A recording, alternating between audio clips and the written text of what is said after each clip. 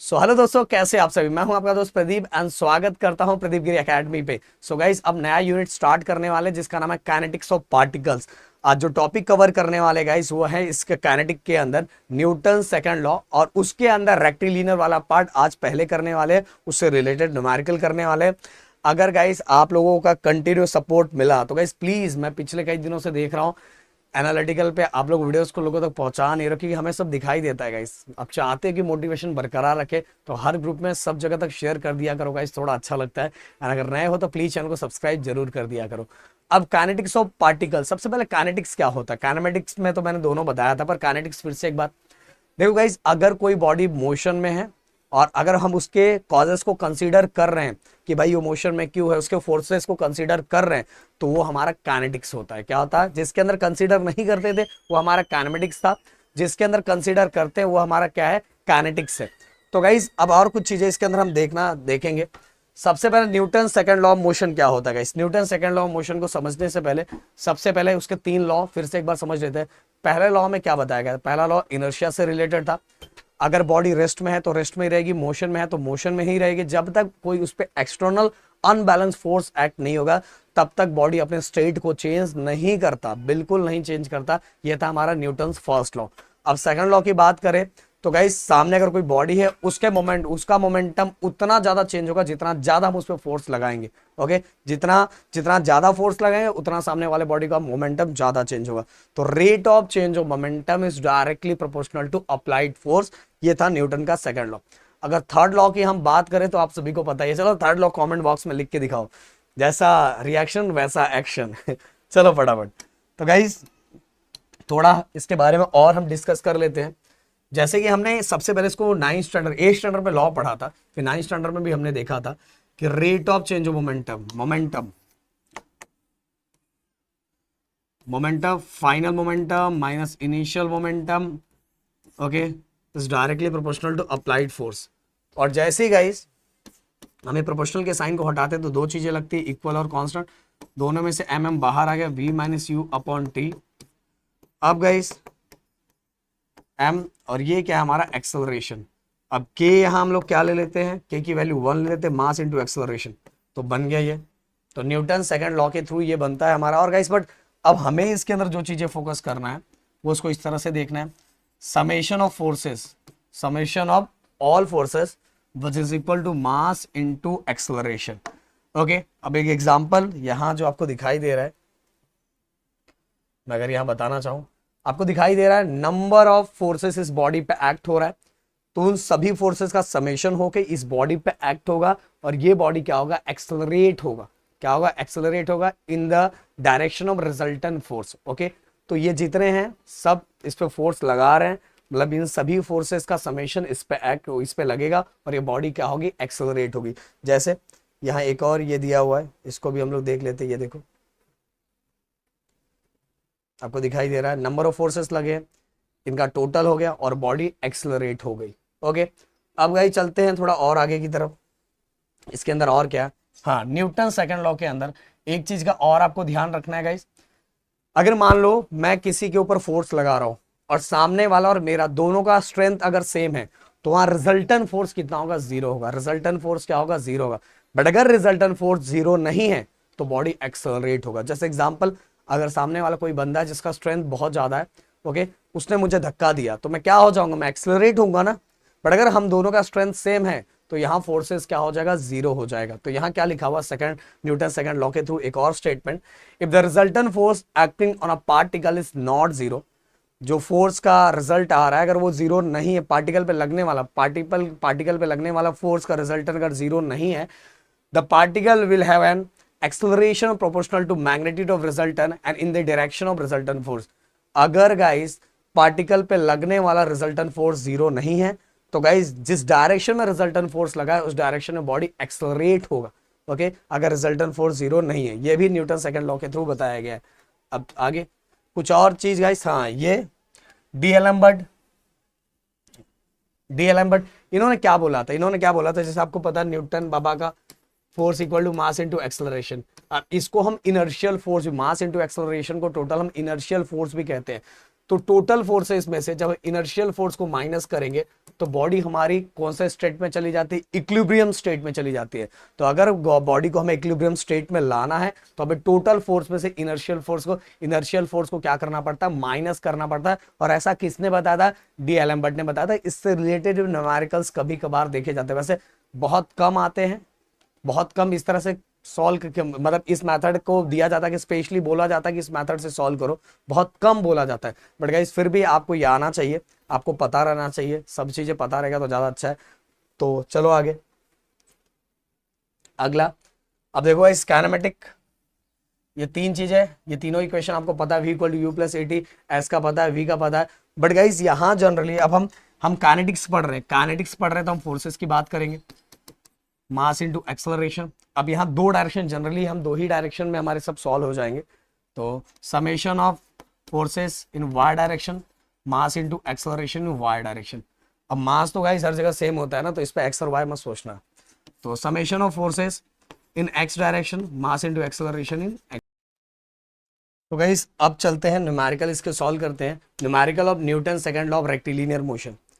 अब गाइस देखो ये पहला क्वेश्चन दिया, find the Newton carat kept on the top of 15 degree sloping surface is pushed down the plane with initial velocity 20 metre per second, if coefficient of static friction is 0.5, coefficient of kinetic friction is 0.4, determine the distance travelled by the block and the time it will take as it come to the rest. देखो इसके अंदर ना सबसे बड़ी बात, अगर आपको free body diagram FBD और केडी आ गया तो आपका काम हो गया। तो गाइस सबसे पहले यहाँ बच्चे एक चीज और लेके कंफ्यूज होते हैं। चलो सबसे पहले मैं यहाँ लिख देता गिवन क्या है, फिर मैं बताता हूँ किसको लेके कंफ्यूज होते हैं। वेट हमें लिखा हुआ है 500 न्यूटन, डिग्री दिया हुआ है हमें 15।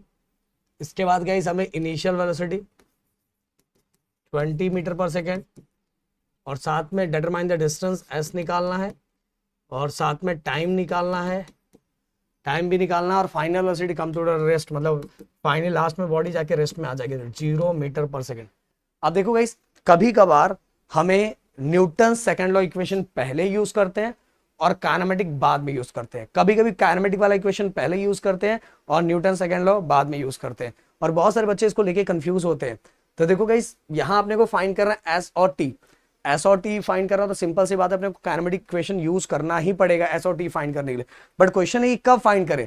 देखो गाइस अगर अपने पास तीन काइनेमेटिक इक्वेशन है, ये देखो ये, तो इसके अंदर ये दोनों मिसिंग है, तो पहली बात तो ये यूज नहीं होगा। दूसरा s equal to u t plus half a t square, इसके अंदर भी ये दोनों है नहीं, तो ये यूज होगा नहीं। ये देखो इसके अंदर भी ये दोनों नहीं है, तो कहने का मतलब पहले काइनेमेटिक यूज नहीं करेंगे हम लोग, पहले यूज करेंगे न्यूटन सेकेंड लॉ इक्वेशन, उसके थ्रू हमें एक्सेलरेशन मिल जाएगा, और जैसे ही एक्सेलरेशन मिला तो ये जो बाकी क्वांटिटी काइनेमेटिक इक्वेशन में पुट करके हम क्या करेंगे, आराम से फाइंड कर लेंगे। इसलिए सबसे पहले यहाँ न्यूटन सेकेंड लॉ यूज करेंगे।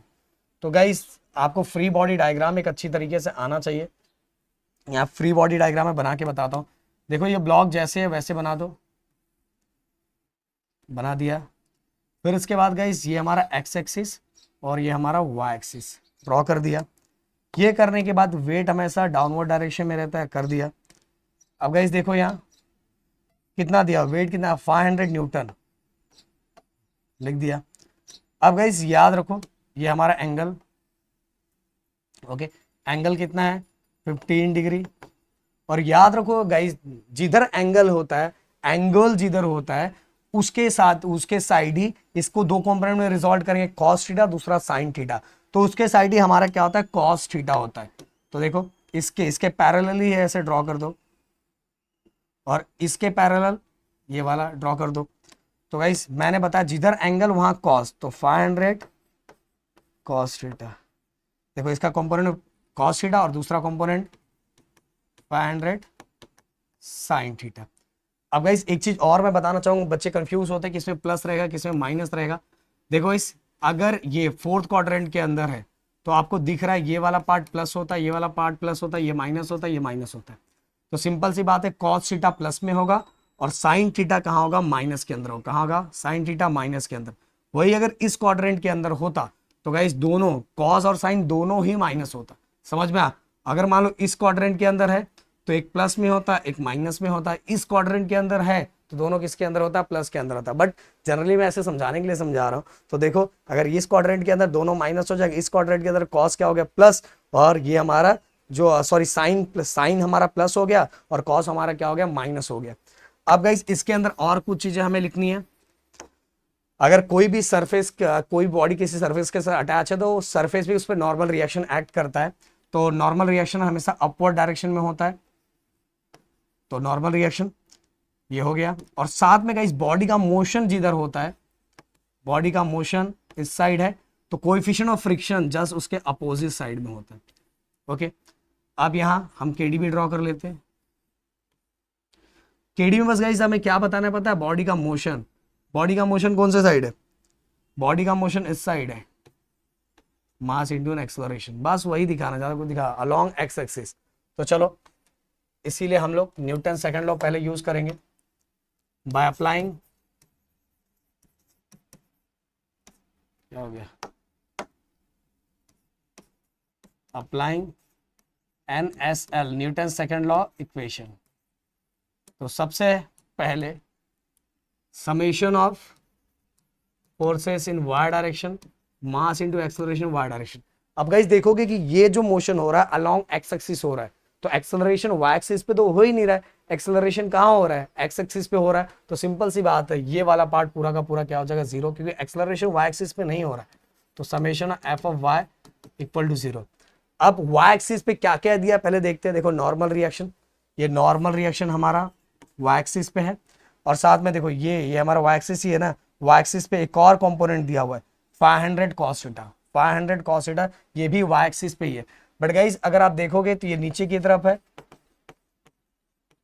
तो ये वाला प्लस और ये वाला क्या हो जाएगा माइनस, ये इस क्वाड्रेंट के अंदर, तो ये माइनस रहेगा, ये क्या रहेगा प्लस रहेगा। तो हम कैसे लिखेंगे, n माइनस 500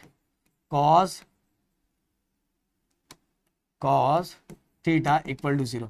एक चीज याद रखना, फिर से बार बार ये समझाऊंगा, वेट दिया हुआ है, अगर वही इधर केजी में रहता तो हम यहाँ मल्टीप्लाई करते, केजी में रहता तो अगर मान लो 500 केजी रहता तो 500 इंटू 9.81 करते। ओके, अब चलो इसको सॉल्व कर लो फटक से। तो ये इस साइड जाएगा, तो यहाँ थीटा की वैल्यू भी हम लोग लिख ही लेते हैं, कितना है cos 15, तो वैसे तो इस साइड जाके प्लस ही हो जाएगा। तो 500 cos 15, सो गाइस ये हो गया नॉर्मल रिएक्शन 482.96 न्यूटन। तो एन हमने निकाल लिया। अब गाइस वाई एक्सिस का निकाल लिया, अब हम एक्स एक्सिस का निकालेंगे। Summation of forces in x axis, mass into acceleration x axis.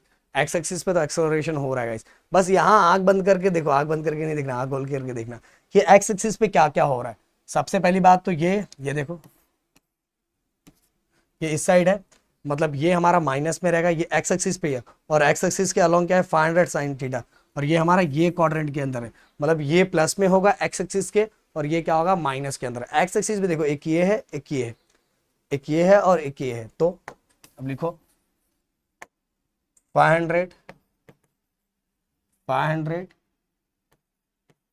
sin theta minus, ये इस साइड है, माइनस म्यू एन। अब देखो इक्वल टू मास है, मास और यहाँ वेट हमें दिया हुआ है, तो वेट को मास में कन्वर्ट करने के लिए डिवाइड बाय 9.81 करना पड़ता है। और एक्सेलरेशन ऑफ एक्स, मतलब एक्सेलरेशन फाइंड करना है अलोंग एक्स एक्सिस ही हो रहा है, समझ में आया तो ये लिखोगे तो भी चलेगा। तो 500 सबकी वैल्यू पुट कर दो, 500 साइन थीटा कितना है गाइस, थीटा वही है 15, म्यू की वैल्यू देखो दी है, काइनेटिक फ्रिक्शन 0.4, और ये तो हमने निकाल लिया 482.96 equal 500 upon 9.81 into A of x. अब क्या करो, बस एक साथ रख के सॉल्व कर लो। 500 साइन 15 माइनस 0.4 इंटू 482.96, अल्फा दबा के इक्वल ले लो, 500 9.81। ओके, अब देखो शिफ्ट दबा के इक्वल ले लो, और हमारा आंसर हमारी आंखों के सामने आ गया। अच्छा भाई आज आ गया, एक्सेलरेशन कितना आ गया -1.251 2, ओके, मीटर पर सेकेंड्स में, एक्सलरेशन माइनस में होगा। सिंपल सी बात है, धीरे धीरे स्पीड क्या हो रही है, लास्ट में जीरो हो जा रहा है, वेलोसिटी जीरो हो रहा है ना, तो ये भी कम होगा ही। तो ये हो गया, बट हमें ये थोड़ी फाइंड करना था। ये हमने क्यों फाइंड किया, ये हमने क्यों फाइंड किया, इसका रीजन आप लोगों को पता है कि जब तक ये नहीं फाइंड करेंगे ये दोनों क्वांटिटी नहीं मिलने वाला।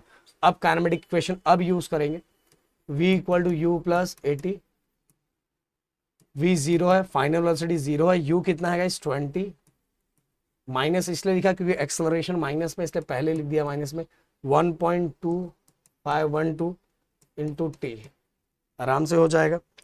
एक ही साथ सॉल्व कर लो, जीरो अल्फा दबा के इक्वल ले लो, 20 माइनस 1.2512, फिर इसके बाद इंटू अल्फा दबा के एक्स ले लो क्योंकि इसके अंदर टी तो है नहीं।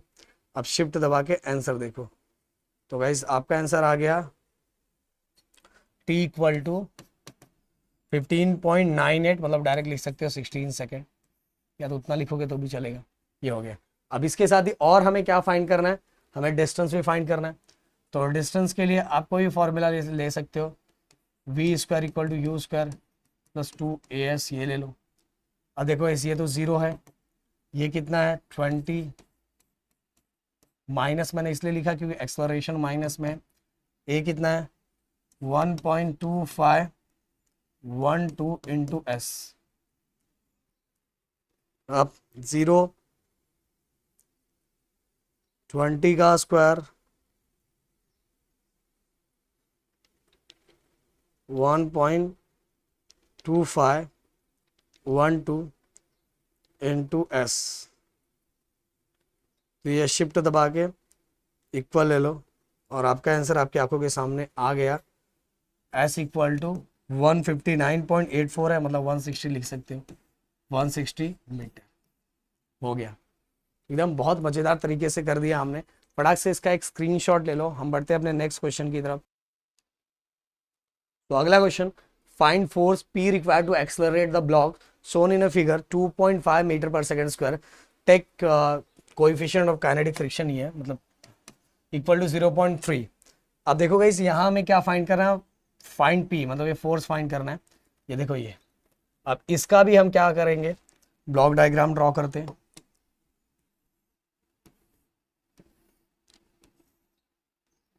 अब गाइस अच्छे से ये देखो, ये फोर्स इधर लग रहा है, मैं इसको दो कंपोनेंट में रिजॉल्व कर देता हूँ, दो कंपोनेंट में रिजॉल्व कर रहा हूँ। सबसे पहली बात, एंगल आपको दिखाई दे रहा है इधर है, और जिधर एंगल जिसके साथ होता है वो कॉस में होता है, याद रखो, जिधर एंगल जिसके साथ होता है कॉस में होता है। तो ये P है, P को दो कंपोनेंट में रिजॉल्व करना है, तो P cos theta, theta direct लिखना है तो 15 लिख दो, और ये P साइन 15, जिधर एंगल उधर कॉस।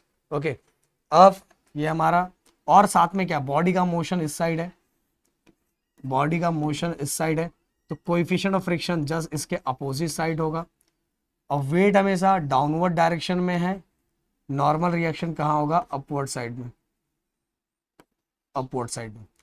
और केडी, ये तो एफबीडी हो गया, फ्री बॉडी डायग्राम। अब केडी की अगर मैं बात करूं तो इस साइड है काइनेटिक डायग्राम, तो गाइस ये इस साइड मूव होने वाला है। अब देखो ध्यान से, सबसे पहले बहुत सिंपल क्वेश्चन है, पता नहीं बच्चे इसके अंदर क्यों कंफ्यूज होते हैं बहुत ज्यादा। आप देखो गाइस, सिंपल सी बात है, अगर मैं यहाँ ड्रॉ करूँ तो आपको दिख रहा है ये भी ऊपर जा रहा है, ये भी इस साइड जा रहा है, ये भी ऊपर जा रहा है, ये भी इस साइड जा रहा है, मतलब ये भी प्लस में, ये भी क्या है प्लस में। आपको याद होगा, दोनों क्या होगा, प्लस के अंदर है, दोनों प्लस के अंदर है, तो ये याद रखना। अब पहले वाई एक्सिस में देख लो क्या क्या है, ये दोनों, ये क्वांटिटी और एक ये क्वांटिटी, ये क्वांटिटी और ये क्वांटिटी, तीन क्वांटिटी हमारी किस में, वाई एक्सिस में है। तो हम उसी तरह से स्टार्ट करेंगे, समेशन ऑफ, क्योंकि इसमें आप देखो वो तो काइनेमेटिक का कुछ है ही नहीं, अपने को तो फोर्स फाइंड करना है। तो mass into acceleration in y direction, पहली बात तो ये जीरो हो जाएगा, क्यों जीरो हो जाएगा पता ही है, क्योंकि एक्सेलरेशन एक्स डायरेक्शन में हो रहा है। अब देखो गाइस, नॉर्मल रिएक्शन ऊपर की तरफ है, ऊपर की तरफ है मतलब प्लस में, माइनस में क्या है, वेट कितना दिया हुआ है, वेट अपने को नहीं दिया हुआ है, तो हम m इंटू जी कितना होता है 9.81 ऐसा लिख लेते हैं, क्योंकि वेट तो दिया नहीं, तो वेट क्या होता है, m इंटू जी होता है ना, तो m इंटू 9.81। इसके साथ ही गाइस और क्या दिया हुआ है, और कौन सा वाई एक्सिस में, ये ऊपर की तरफ, तो ये प्लस में होगा p साइन 15 इक्वल टू 0। अब क्या करो, बस इसको सॉल्व करो। मास, अच्छा मास दिया हुआ है, मास अपने को 40 दिया है ना, ये देखो 40 इंटू 9.81 दिया हुआ है। तो चलो अब मल्टीप्लाई कर लो। इसको मैं मस्त इक्वेशन की तरफ बना के आपको दिखाऊंगा। 40 इंटू 9.81, तो गाइस ये इसका आंसर आ गया n प्लस पी साइन, एक काम करते इसको एक साथ ही लिखते हैं, एक साथ ही लिख लेते हैं पहले। इसका आंसर आया 392.4, क्योंकि माइनस से इस साइड आएगा तो प्लस हो जाएगा। अब p साइन 15, साइन 15 कितना होता है, नहीं तो इसको ऐसे ही रखो, एक साथ ही निकाल लेंगे, कोई टेंशन नहीं। ये देखो, ये देखो, ये दोनों साथ में रखा और इधर वाले को इस साइड लेके चला गया। सर ऐसा करने से क्या फायदा, अरे रुके रहो, बहुत फायदा है, इक्वेशन बहुत आराम से निकल जाता है। अब समेशन दूसरे का, summation of F of x mass into acceleration x direction. अब एक्स डायरेक्शन में देख लो क्या क्या है, एक ये दिया हुआ है, एक ये दिया हुआ है, तो ये उस साइड है, मतलब ये प्लस है, ये क्या है माइनस में है। तो हम p cos थीटा, या तो पहले म्यू एन ही लिख देते, ये माइनस में है और वो उस साइड है तो प्लस के अंदर है, प्लस में p cos 15 which is equal to mass into acceleration. Mass कितना है 40 इंटू एक्सेलरेशन, एक्सेलरेशन दिया हुआ है, देखो एक्सेलरेशन इसके अंदर दिया हुआ है 2.5। अब क्या करो, मैं इसको फिर से लिख देता हूँ, mu n plus p cos 15। अब अगर इसको मल्टीप्लाई करोगे, डेसिमल चला गया, 25 4 100 ही हो जाएगा डायरेक्ट। अब ये सेकेंड। अब गाइस दोनों इक्वेशन को कंपैरिजन कर दो, देखो लीनियर इक्वेशन 2 वेरिएबल का टर्म, देखो एक वेरिएबल दूसरा वेरिएबल, फिर ये वाले इक्वेशन का एक वेरिएबल दूसरा वेरिएबल, 2 वेरिएबल है ये देखो। तो हम लीनियर इक्वेशन 2 वेरिएबल अपने हमारे कैलकुलेटर में रहता है, तो मोड को क्लिक करो, इक्वेशन पे क्लिक करो, देन इसके बाद आपको दिख रहा है क्वाड्रेटिक इक्वेशन फर्स्ट नंबर पे, इस पर क्लिक करो और सबके कोएफिशिएंट डाल दो। इसका कोएफिशिएंट 1 है, डाल दिया। इसका कोएफिशिएंट साइन 15 है, तो साइन 15 डाल दिया। इसके बाद थर्ड 392.4, ये भी डाल दिया। इसके बाद इसका देखो, ये तो डायरेक्ट ये मल्टीप्लाई कर सकते थे गाइस, यहाँ नहीं मल्टीप्लाई क्यों करना, म्यू की वैल्यू ऑलरेडी अपने को दी है, देखो यहाँ म्यू की वैल्यू डायरेक्ट आप लिख सकते थे।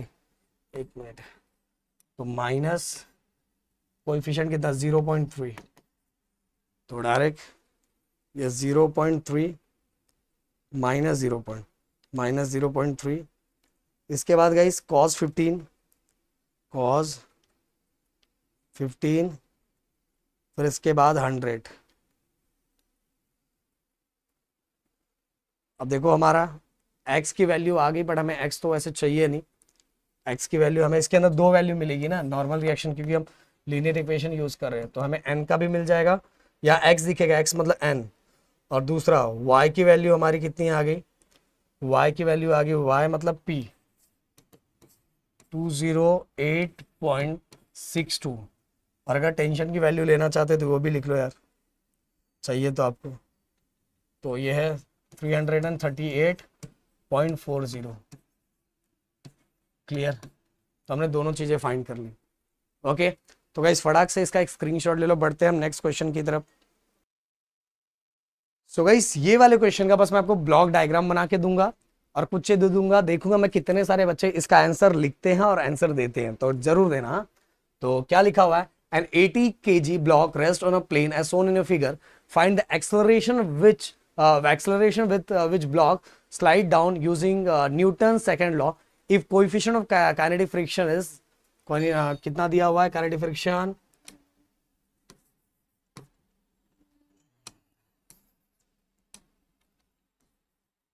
कितना दिया हुआ है 0.20, ये अपने को दिया हुआ है, और साथ में इस बार मास दिया हुआ है, याद रखो मास दिया हुआ है, हाँ 80 kg।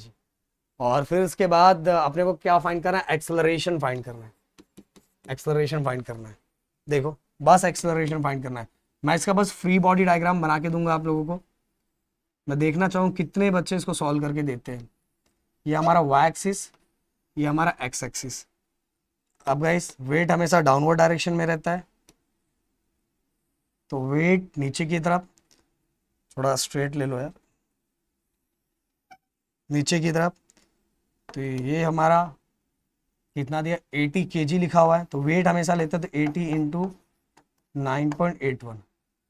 अब एंगल, ये हमारा एंगल y के साथ, तो ये कितना एंगल दिया हुआ, 30 डिग्री। आप सभी को बोला था जिधर एंगल होता है उधर क्या होता है, कॉस होता है, उधर क्या होता है, कॉस होता है। तो ये इसके पैरेलल ही बना दो, एकदम पैरेलल बन गया। तो ये हो गया हमारा 80 इंटू 9.81, ये वाले कंपोनेंट का कॉस थीटा। फिर दूसरा वाला कंपोनेंट वो साइन में रहेगा, मतलब इसी का component 80 into 9.81 sine theta. Okay, तो ये कॉस हो गया, ये साइन हो गया। और साथ में गाइस नॉर्मल रिएक्शन ऊपर की तरफ होगा, बॉडी का मोशन इस साइड है, बॉडी का मोशन इस साइड, बॉडी का मोशन इस साइड है। हाँ याद रखो, कुछ तो इसके अंदर एक्स एक्सिस में, जब एक्स एक्सिस में आप लिखोगे ना मास इनटू एक्सेलरेशन इन एक्स, तो बॉडी का मोशन इस साइड है, इसीलिए जब आप ये जो इक्वल टू होता है ना मोशन दिखाता है, इसलिए माइनस लेना, बस ये याद रखना। वाई एक्सिस में तो इक्वल टू 0 हो जाएगा, बट एक्स एक्सिस में लिखते हो तो मास इनटू एक्सेलरेशन लिखते हैं, बट यहाँ माइनस क्यों ले रहे हैं, क्योंकि हमारे बॉडी का जो मोशन है वो इस साइड है, इस साइड वाला क्वांटिटी हम किस में लेते हैं, माइनस में। तो ये क्या, इसीलिए माइनस लिखना, ये भी मैं बता दे रहा हूँ। अब चलो आगे, दूसरा बॉडी का मोशन इस साइड है, तो कोएफिशिएंट ऑफ काइनेटिक फ्रिक्शन इस साइड, तो कोएफिशिएंट ऑफ काइनेटिक फ्रिक्शन इस बार प्लस में रहेगा। चलो मैं आपको थोड़ा ये इक्वेशन भी बना के दे देता हूँ। ये देखो, ये हमारा बॉडी का मोशन, ये केडी हमेशा मोशन ही दिखाता है, तो मास इनटू एक्सेलरेशन इस साइड। चलो मैं दोनों इक्वेशन भी बना के आपको दे देता हूँ। वाई मास इनटू एक्सेलरेशन, तो ये 0 हो जाएगा। अब देखो वाई एक्सिस पे क्या क्या दिया हुआ, नॉर्मल रिएक्शन ऊपर की तरफ है, साथ में वाई एक्सिस पे ये है हमारा 80 into 9.81 cos theta equal to 0। और ये देखो ये दोनों, ये भी कॉस पे, ये भी हमारा वाई पे था, ये भी वाई पे, ऊपर था प्लस, ये माइनस। अब ये हमारा उसका हो जाएगा, फिर इससे हमें एन मिलेगा। फिर हमारा दूसरा summation of F y equal to minus आएगा, याद रखना, क्योंकि इस बॉडी का मोशन इस साइड है। अब ये देखो ये वाला पार्ट माइनस में होगा, ये वाला पार्ट किस में, माइनस, क्योंकि इस साइड है। और जो हमारा कोएफिशिएंट ऑफ फ्रिक्शन है वो प्लस में होगा, mu n minus 80 into 9.81 sine theta which is equal to mass into acceleration. अब गाइस ये सभी वैल्यू अपने को यहाँ से मिल जाएगा, ऊपर से एन मिल जाएगा, ये साइन थीटा दिया हुआ है, मास देखो लिखा हुआ है, मास ऑलरेडी इस बार दिया हुआ तो डिवाइड करने की जरूरत नहीं, और एक्सेलरेशन अपने को मिल जाएगा। तो ये फाइंड करके कमेंट बॉक्स में जरूर लिखना, मैं देखना चाहूँगा कितने बच्चे इसका आंसर फाइंड करते हैं। तो चलो मिलते हैं नेक्स्ट वीडियो में, thank you so much guys, जय हिंद दोस्तों।